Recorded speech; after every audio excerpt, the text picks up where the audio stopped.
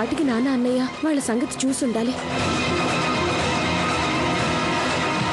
వద్దు గౌస్ ఖాన్, వాళ్ళకి ఒకే ఒక బాంబు చాలు. అసలేంటి ప్రాబ్లం? వాళ్ళు తుపాకీలు ఎందుకు పేల్చారు?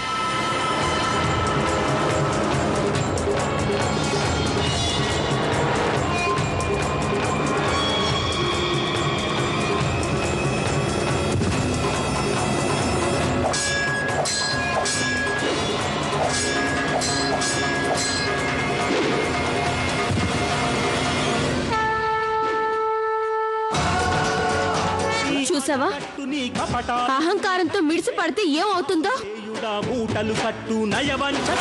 నేల మీద కూర్చుని భోజనం చెయ్యడం మా భారతీయుల తరతరాల సంస్కృతి. మా మాతృభూమి ఒళ్ళో కూర్చుని ఆనందిస్తావురా మేము. మరి నువ్వు మమ్మల్ని నేల మీద కూర్చోబెడితే అవమానంగా భావిస్తావని భ్రమపడుతున్నావు కదూ. ఇప్పుడు చూడు, ఒక భారత నారి కాళ్ళ దగ్గర ఎవరు పడున్నారో చూసుకో. మన నిపుణులంతా చచ్చిపడి ఉన్నారు.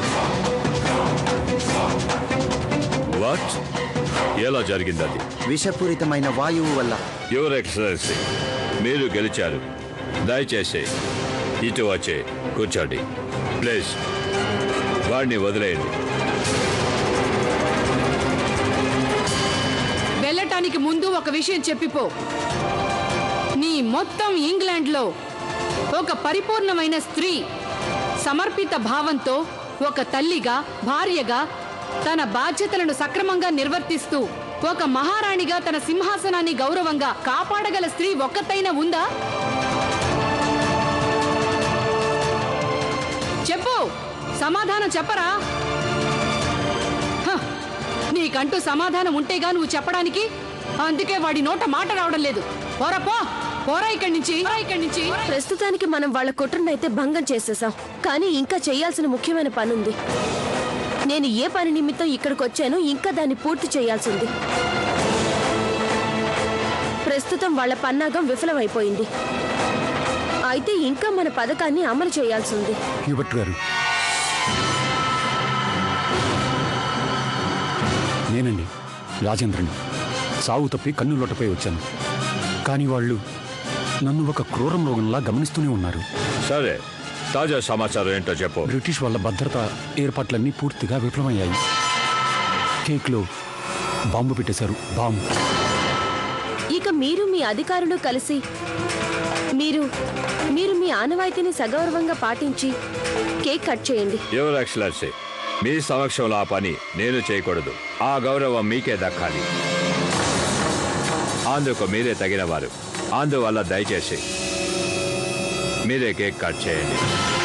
ఇంతకు ముందే మీ అధికారి కత్తి యుద్ధం చేయమని మమ్మల్ని రెచ్చగొట్టాడు. ఇప్పుడు నువ్వు కేక్ కట్ చేయమని మమ్మల్ని రెచ్చగొడుతున్నావు. నువ్వేమన్నా సరే ఆ కేక్ మేము కట్ చేయబోం. ఎందుకు మహారాణి?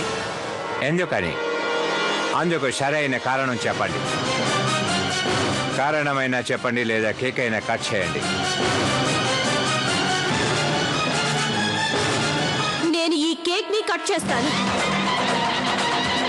ఆ కేక్ కట్ చేస్తే ఏమవుతుందో నీకు తెలుసు కదా. ఇప్పుడు అంతకంటే వేరే గత్యంతరం లేదు చండీరాణి గారు. నా లక్ష్య సాధన కోసం నేను ఆ పని చేయక తప్పదు. లేదంటే ఈ ఆంగ్లేయులు బతికిపోతారు. అది నాకు ఇష్టం లేదు.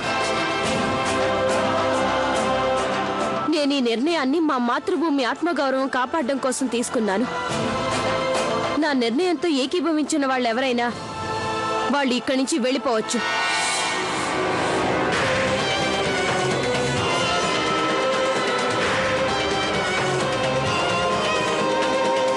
నో యువర్ ఎక్సలెన్సీ, మీరు కేక్ కట్ చేసేంత వరకు ఎవరు ఇక్కడి నుంచి వెళ్ళరు.